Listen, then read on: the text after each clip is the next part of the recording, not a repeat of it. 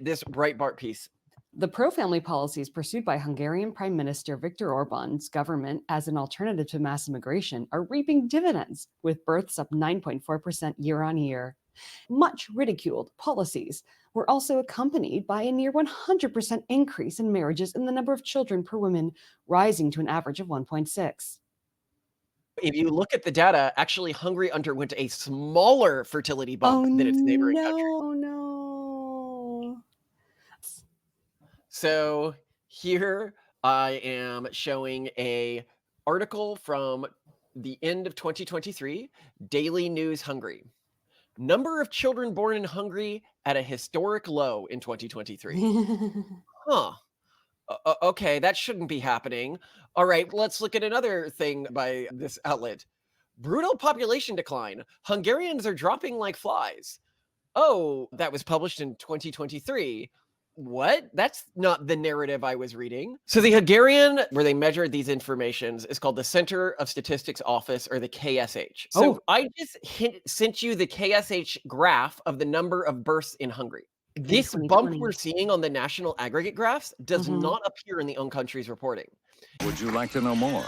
Hello, Simone. I am excited, though trepidatious, to be here with you today, because today we are going to do what is probably going to be one of our more controversial videos, which is one that I have been actually sitting on for a long time because I haven't wanted to do it, because it is a video where we are unfortunately going to have to criticize a common thread within the pro-natalist movement and among people who are sympathetic to the movement's cause, who are promoting information that, unless you do a very deep dive, you would not be aware is misinformation. And so I do not think that it is being promoted with any malevolent intent. It is more just, here is information that confirms my political presuppositions. Therefore, I'm not going to look at it inquisitively or skeptically. Well, we should add that it seems intuitive. So you wouldn't think of the face of it that it's going to be wrong. And so I would love it if you could start to introduce people to the mainstream pro-natalist perspective on this. Read this Breitbart piece I sent you. Let me just say, it begins with a picture of what I think should be our entire family's new outfit, these traditional Hungarian dresses, and women apparently being splashed with water. I just find it perfect. Anyway, I shall read. The pro-family policies pursued by Hungarian Prime Minister Viktor Orban's government as an alternative to mass immigration are reaping dividends, with births up 9.4% year on year. Edward von Halsberg, the Central European country's ambassador to the Holy See and great-grandson of Emperor Franz Joseph I of Austria-Hungary, reported that the, quote, much ridiculed, unquote, policies were also accompanied by a near 100% increase in marriages and the number of children per woman, rising to an average of 1.6. The population has been decreasing since 1981, unquote, said Kathleen Novak, Hungary's state secretary for Family, Youth and International Affairs, in exclusive comments to Breitbart London, explaining the enormity of the turnaround her government has achieved. Quote, in 2010, when Orban's Fidesz party won the elections with a 2/3 majority after 8 years of socialist, anti-work, anti-economy, and anti-family governance, our country was at the brink of collapse, she recalled, citing, quote, austerity packages and the dismantling of the family benefit system. Quote, in 2010, we started to build a family-friendly country. Our main goal is to eliminate the burdens that couples face when they would like to have children, she said, highlighting policies including, quote, lifelong exemption from personal income tax for women with 4 children. Oh, that would be me if we were in Hungary. Can you imagine? Can I imagine? We set aside 38% of our income because PA's income tax is also not trivial. Partial mortgage write-offs for families after birth of their second child and grandparental leave. Now that's smart. See, all these things sound good to me, Malcolm. Quote, the recent demographic figures speak for themselves. The number of marriages is at a 40-year high. The fertility rate is at its 20-year high, while the divorces haven't been as low as last year in the last 6 decades, she added proudly. Love that they have to show her smugness. I will, and you can mention the tweet that they have here, right? Yes, below there's a tweet by Edward Habsburg Oh, a Habsburg. He says, ready for some good news? The much ridiculed Hungarian family politics is showing results. In January 2020, 9.4% more births than last year, almost 100% more marriages, and children per woman from 1.4 to 1.6. Yeah, so you see all this, and first I'd point out that you've got to understand like why Breitbart wants this to be true, right? If you look at just the very next paragraph, the Secretary of State, herself a mother of three, was forthright when pressed to comment on the past remarks of outlets such as the left liberal Economist magazine, which Ugh. rubbished the Hungarian government's aspirations to arrest its demographic decline through so-called natalist policies rather than mass migration, as Western European countries such as Britain, Germany, and Sweden have attempted. So, By the way, is that how British people say trashed? I love that. whatever. The Rubbish. point being is that if I am coming into this like a Bart writer or something like that, right? Yeah. What I am contrasting here is mass migration as a solution to fertility collapse versus what they are calling uh, yeah, pro-family policies, which I think in a historic sense, most conservatives who weren't so blinded by sectarianism within our own Mm, country would mm. call socialism and government handouts. And it's not to say that I'm against it for that reason. I'm just saying this is not a conservative solution. It is a slightly more conservative solution than mass migration, but it is not. And we need to talk about the scale of these handouts. 5% of Hungary's GDP is going to these programs. Okay. So Wow. the other thing I want to note here. Wait, hold on. What percent of GDP does the US spend on various things? So if you want to get that in context, for within the US, if you're looking at the total amount of spending that goes to R&D, Yeah. that 3.4%. Okay. Wow.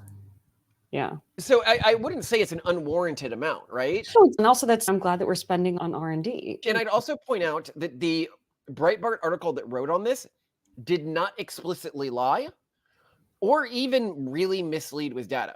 No. What the report was reporting, and it's important to note this because Simone didn't do this when she was reading, is she didn't mention all the quotations used. She didn't say quote X, end quote, by Y, which hid that almost every time they were talking about a statistic or positive news in Hungary's fertility, They were they quoting were someone else's quoting claim. somebody. Mm.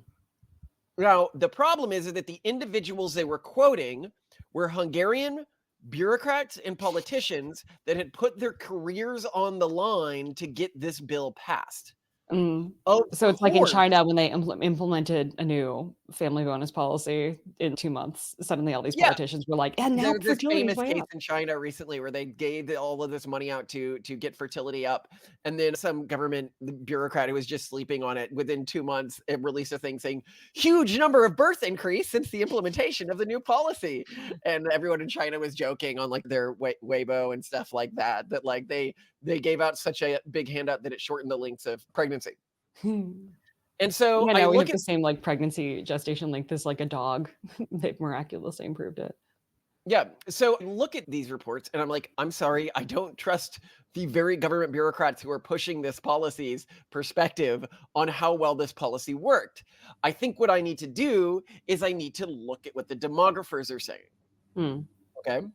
Now, you've got to keep in mind there are a lot of shady left-leaning demographers out there that are going to attempt to hide things. The problem is that generally they are motivated to attempt to increase fertility stats so that nobody does anything about it instead of artificially decrease fertility stats, which can make going into this really hard. Typically, if you want the worst fertility stats that you're going to get, what you should look at is the fertility stat aggregators. And I assume that's what a lot of people do when they're looking at this particular instance here. So I'm going to pull up one of these aggregators right here. This is Databate fertility stats, but it's not going to look that different from Statistica or really Oh, anything dear. else. That doesn't look good. It goes up a bit after the Yeah, peak of that. technically from 2019 to 2020, the line doesn't go down and the line isn't flat, is it? Yeah, it was So, basically flat. But you do have a period of increase here, right? Which is really yes. interesting. Yeah, And it moderate does increase. look like you could make a claim with its information that the Hungary fertility policy is working. The problem is these big national aggregators are next to useless when trying to determine a country's fertility rate. And this is what I've really learned with Latin America, where fertility rates are changing very rapidly right now, Ooh. is that you can really only get accurate fertility data from on the ground sources and from local demographers. So that's what I mean by like government databases and stuff like that. So it's okay, let's look at some other sources because this one would broadly back up. And I think that this is why a lot of people haven't realized, because they're going to the national aggregators and the national aggregators are backing up the conservative narrative that that Hungary's fertility stats are working right now. So now we're going to look at something else. Let's look at what's happening in local media in Hungary right now. Okay. Okay. Let's. So here I am showing a article from the end of 2023, Daily News Hungary. Number of children born in Hungary at a historic low in 2023. Huh. Okay, that shouldn't be happening. All right, let's look at another thing by this outlet. Brutal population decline. Hungarians are dropping like flies. Oh, that was published in 2023. What? That's not the narrative I was reading. Okay, I'll go to academic sources. Those will give me some information, right? Here I have pulled up a academic study, and this study is titled "The Propensity to Have Children in Hungary with Some Examples from Other European Countries." Okay? And this was published in 2022. Okay. Many European governments, including that of Hungary, are spending a significant portion of GDP on family support to prevent family decline. Despite these efforts, we have not seen any significant increase in the TFR. In this article, we explain the decisions of families not to have children by using a more stringent formulation of Becker's original quantity trade-off, and we point out that increasing family support expenditure has not achieved that goal. But now you might be like, wait, how could it say that if they're looking at anything close to the other numbers that I've been looking at? How do we square this? What's the first question you would ask if you saw these Hungarian fertility stats and you showed this rise after they were supposedly implemented? What's the first question you're going to ask? Did something else happen? Basically, like how was First question I would ask is for the fertility stats of the neighboring countries with similar governments. at the same time? Yeah, part of me, I was really distracted mentally too by the pandemic. I think a lot of nations, remember there was talk about this. I haven't seen like aggregated data, but there's a lot of talk about during the pandemic there being a baby bump in many nations because suddenly women were working from home or not working at all. People were kind of Yes. left at So home. if you look at the data, actually Hungary underwent a smaller fertility bump than its neighboring countries. Oh no. Oh, that's so So, bad. oh, Hungry, that doesn't fit sweetie. what we've been told. Okay, now let's go look at another graph that is very important. So I did some more digging to try to find a better sort of picture of what's going on locally in Hungary. And I Yeah. had to, in a search, to find the Hungarian government's data sets, because that's what I Okay. really wanted here. Sure. Okay, I was like, okay, let's get the From the Hungarian. horse's mouth. Exactly. Okay. So the Hungarian population where they measured these informations is called the Center of Statistics Office, or the KSH. Okay. Okay. So I just sent you the KSH graph of the number of births in Hungary. In This bump 2020. we're seeing on the national aggregate graphs does Mhm. not appear in the own country's reporting. In fact, you see no effect from these policies. There's a tiny in 2020, there's a tiny bump, but then it goes down again. Yeah, tiny bump. But yeah, we are dealing with the lowest number, the lowest fertility rate Hungary has ever had by their government's own departments that are meant to research this. As your mother would say, yowza. Yowza. Yowza. The marriage rate is also lower. So I'll just read this article that's been translated from Hungarian. So according to preliminary data in December 2023, 6,565 children were born and 11,727 people died. Compared to December 2022, the number of births decreased by 12%, the number of deaths by 7.2%, and marriages by 4.1%. So we are seeing a decrease in marriages as well, the other thing that they were touting. Last year, 857,000 children were born, 3.7% less than the previous year. And if you go, what it was really interesting, they also have death rates here, which they're much, and I don't know, for whatever reason, within Hungary, the sources that are reporting on this are interested in the higher death rate that Hungary is seeing recently, which I suppose if you are, yeah, but if you want to get an idea of how fast marriages are falling, 50,000 couples got married, 22% less than the year before. Because I don't remember the article mentioning many marriage benefits. It was really more about tax incentives for having kids. And this is for a magazine in Hungary called The Index.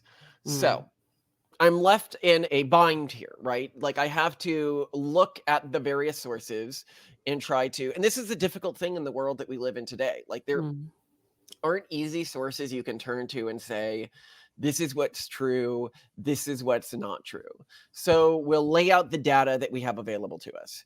People who risk their careers to support this policy say that it worked fantastically. The But they big have to. national aggregators that are often wrong in fertility statistics seem to indicate that those individuals are right, or at least that there was a bump in fertility and then a level of stagnation after that, which is what you often get with these policies. So what you actually see when you see this bump and then stagnation, you're not actually seeing a fertility increase. You're seeing a difference in when people decided to have kids.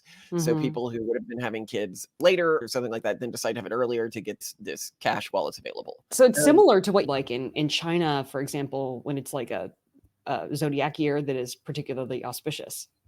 Then we have an academic study, which I'm going to assume has left-leaning biases, but that is good at showing the Hungarian increase in fertility rate, which is lower than claimed in the other sources, is less than its neighboring countries around the same time period. So if I was just looking at those sources, my take would be leaning towards the Breitbart take, which is to say that these policies probably had at least a short-term positive impact. But then I'm dealing with what the local press is saying and what the local statistics department is saying, which is showing that they are now at their lowest fertility rate that they've ever had in terms of the number of births that are being recorded within Hungary. So this is like registered births. This is like down to the human being in these statistics. This is not like guesses or something like that, or like broad TFR rates. Is lower than it's ever been in Hungary's history. Okay, I see that. I see the number of registered marriages. These are marriages registered with the government are decreasing like 22% year over year. I see that. My thought or my takeaway from all of this is actually the answer is probably that these policies did not work. Especially when you look, vis-a-vis other nations around the same time for the reported hikes. So what happened here? And what does this tell us, like as pronatalists, when we're pushing for stuff, and why is it important to highlight the Hungary fertility myth? One is because it leads to bad policy decisions, and decisions that I think fundamentally go against the political sensibilities of the individuals that are pushing them. They are pushing for government action, government meddling within families, and they don't realize that when the government bureaucracy, which is predominantly controlled by far leftists, gets a hold of these policies, they will use it to meddle with family policies. They will use it to give out higher bonuses to specific ethnic groups that they believe are more deserving of human dignity than other ethnic groups. They will give it to certain family structures that they think are more deserving of human dignity than other family structures. And it is not, you do not want to be promoting this false narrative that this works, first of all, even for your own political perspective. Two, you're just wasting money and time. I'm actually not so worried about the wasted money because a lot of it would go to us. We're happy about that. Yeah, if someone's going to blow a bunch of cash and we get to benefit, who cares? Yeah, but I am worried about is the wasted time. Because countries like Korea that have spent $1 billion attempting to fix this over the last 16 years, they think, oh, I'm working on this because I'm spending money on this. Yeah, they can't afford to let it go. Yeah. That this doesn't work. Yeah, it's like preparing for nuclear fallout by creating like a fallout center in a cardboard box or something. And you're like, wow, this looks so cool. Like I added windows, but it's really not going to do it.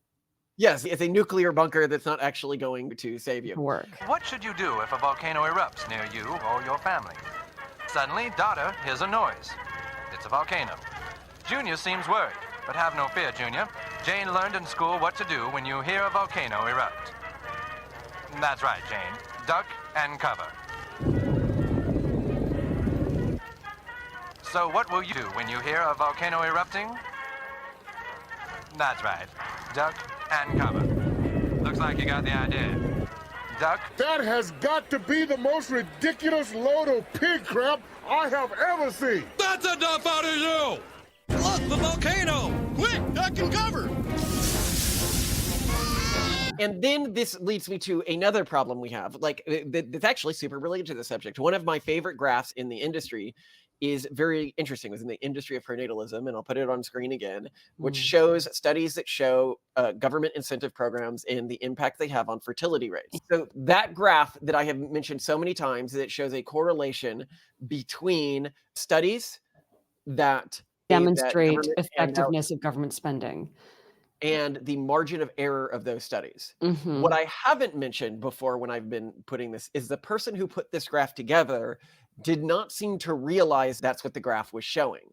It was presented by an organization called the Institute for Family Studies by Lyman Stone in an article titled "Pro-Natalist Policies Work, but Come with a Hefty Price Tag."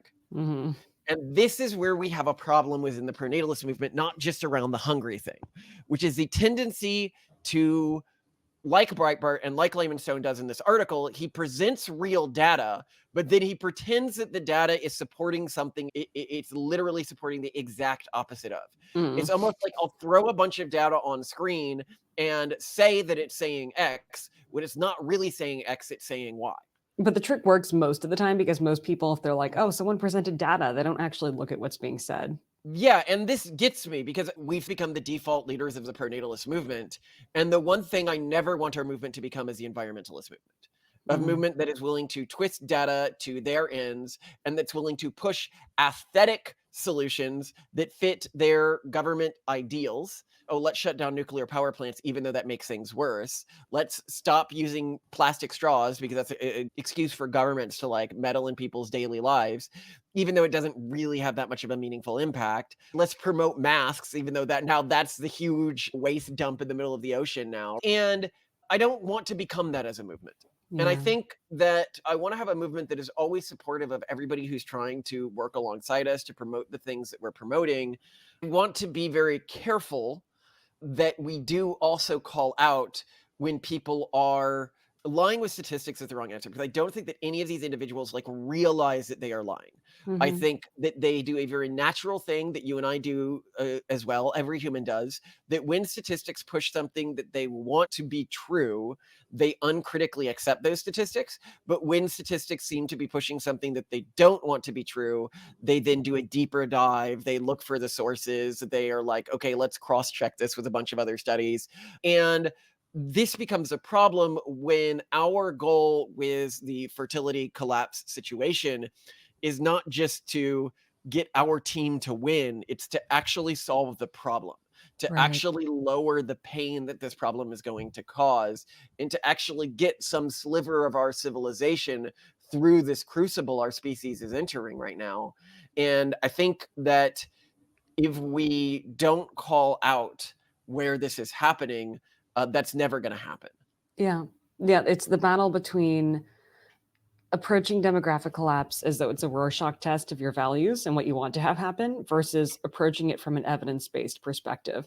And this happens with pretty much every wicked problem out there, a problem that's, too complicated to simply solve, but we can't get caught in that trap. We can't afford to. Yeah, and I would also point out that people should be careful when sharing Lyman Stone's work. You and casting shade on Lyman Stone, Malcolm Collins. I can't even. I don't think he would do it if he wasn't so snarky every single time we tried to say something nice about his work. Yeah, no, it's actually something that happens to us a lot. So we'll say something nice about him on Twitter and he'll snap back at us angrily. But it makes sense. I can understand. He was around this topic before we were, but he always used the topic to just promote a Christian agenda. That's always been his goal. And so he will manipulate the way he's looking at data to promote that or promote shady studies. But we're always going to have to be aware that there are going to be people that try to hijack this real phenomenon that we're dealing with right now, which is falling fertility rates, and then utilize that to push their personal agendas.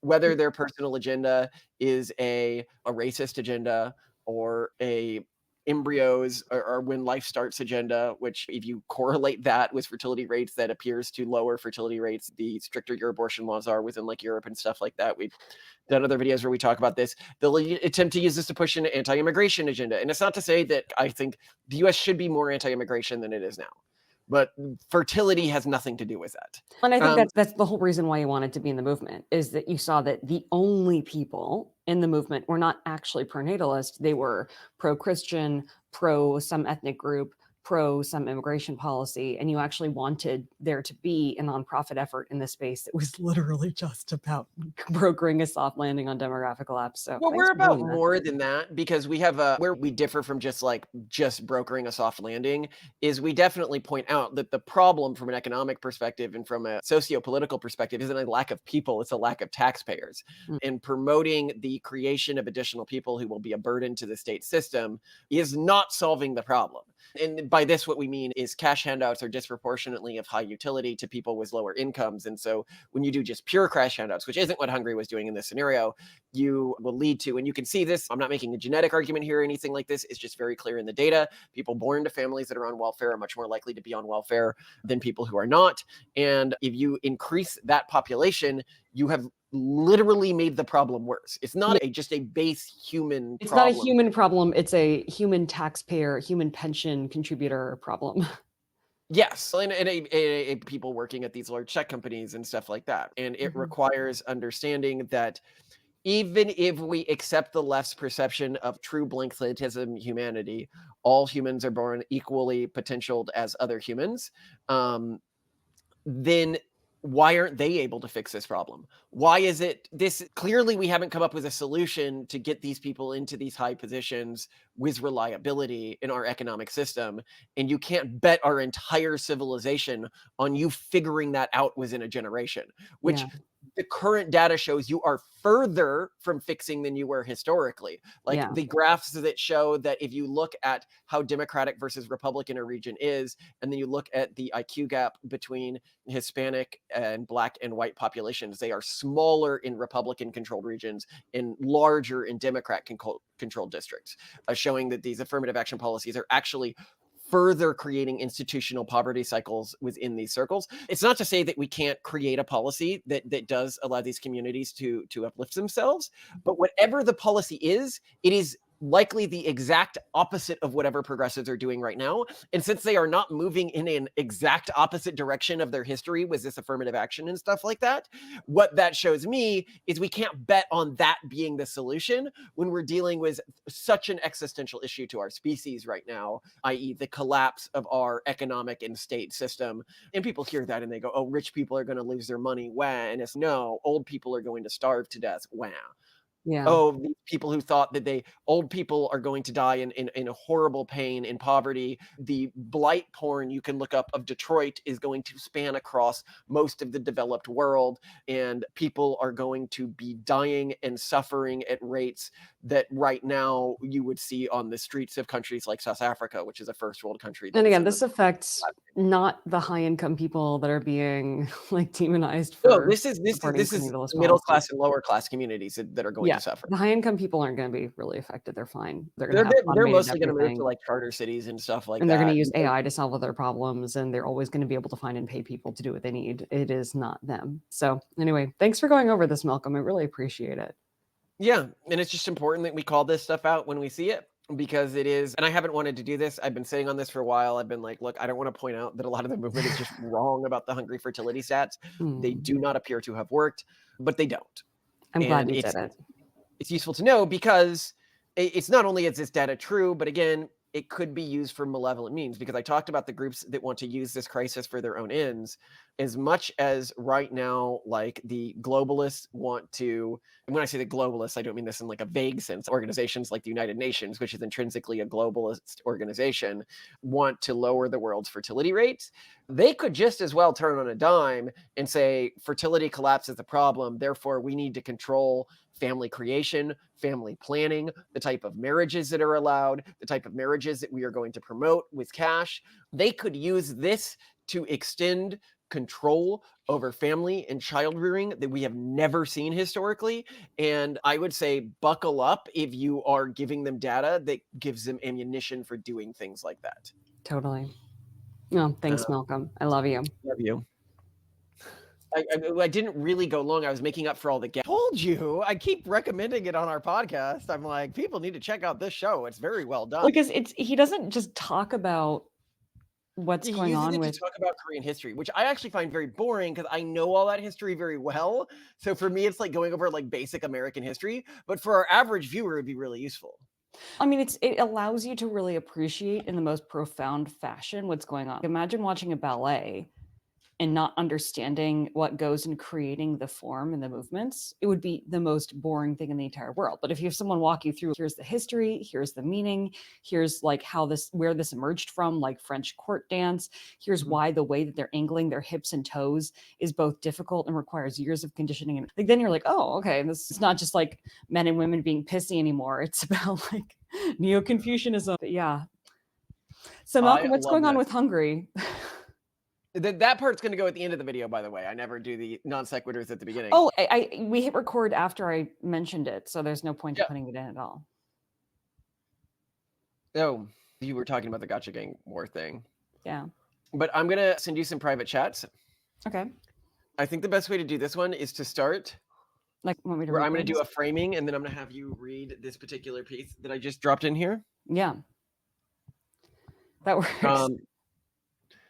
And you don't start with the subtitle. Oh, this is the one that was linked to from that other Breitbart article that we read. Yeah. I'll just get started right now. And hold on, I think I'm going to sneeze. And then we're good. It's not coming. All right, go ahead.